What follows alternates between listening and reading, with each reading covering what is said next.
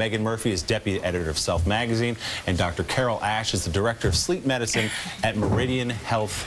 Good morning to you both. Good morning. The leather memo went out. Leather. I'm still getting over the fact that your daughter sleeps. I'm sorry. Yes. My daughter sleeps, but as a country, we're getting 6.5. Is that enough? What's the number? Is there a number we should be getting? Well, the range is 7 to 9. 6.5 is definitely not enough. On average, we need about 8 hours, and we're very sleep deprived as a nation. I have to say, I like getting 9.5. That's my perfect. I know. I like to sleep. That's Maybe on vacation. But I have to wake up early.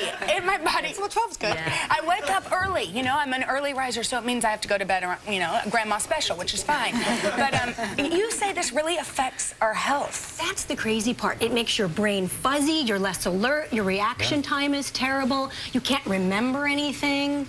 You know, it really does have an impact. And the craziest thing is that we don't realize how sleep deprived we are. That was the fascinating thing about this study and the story in Self magazine, was that they looked at these groups of people and they didn't even realize how low functioning they were. You stop registering fatigue. You've got some tips for people to sleep better tonight, and let's go through these because these are going to be very helpful. One of them, probably, I don't know, a lot of people thought about this, lowering your thermometer 3 degrees lower than your daytime normal. What does that do for sleep? It's a really simple thing that you could do. You transition into sleep on a temperature drop, and you maintain sleep in a cooler environment. So just cooling the room could go a long way to helping you maintain quality of sleep. And the sweet spot is about 68 degrees. Yes, exactly. 68. Yeah, 68. that sounds. I like cooler rooms, Yeah, I so do that's too. good to me. Good. The other, and you know, around the holidays, it gets kind of bad, dicey. We're talking about drinking before we go to bed, whether it's whiskey, like my man here, or it's water. You say try to cut down what we're drinking. Yeah, absolutely. The problem you have, alcohol, it will help you fall asleep, but what it does is it disrupts the normal sleep patterns after your sleep, so you'll have poor quality sleep.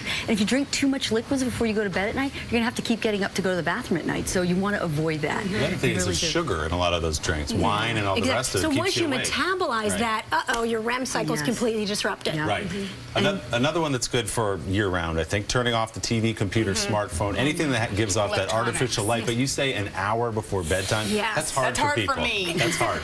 But make your bed a quiet space. So if you need that time, do it on the couch. Then when you get to bed, lights out. And I'm trying to tell my husband that includes the iPad. Yes, it's smaller than a TV, what if you're reading? but that light still counts. A little bit of light, okay, but for most of us it's a problem, believe it or not, Jenna. Yes, that light signals to your body, hey, it's still daytime. Why am I sleeping? So go back to the old-fashioned book. That's You what you're really should. And you know what? We have to make sleep a priority. You know, we kind of talk ourselves into, I've earned the right to sit here with this book and watch TV. You got to get away with all of that and just get to bed. Finally, I'm a huge fan of this fourth tip, and that's the sound machine. Oh, yeah. I love a good sound machine. And even if you don't want to go the sound machine route, a fan works. My husband convinced us to get this fan, and just that gentle whirring, it's like a little lullaby.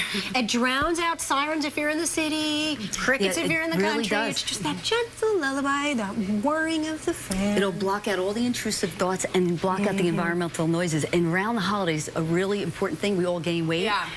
We talked about this. The less you sleep, the more you gain. Yes, because what it does is it affects your brain's ability to stay away from those sugary foods. Thank you guys very much. You've helped Jenna and I move up to 10.5 hours. I'm going to tonight, 10.5.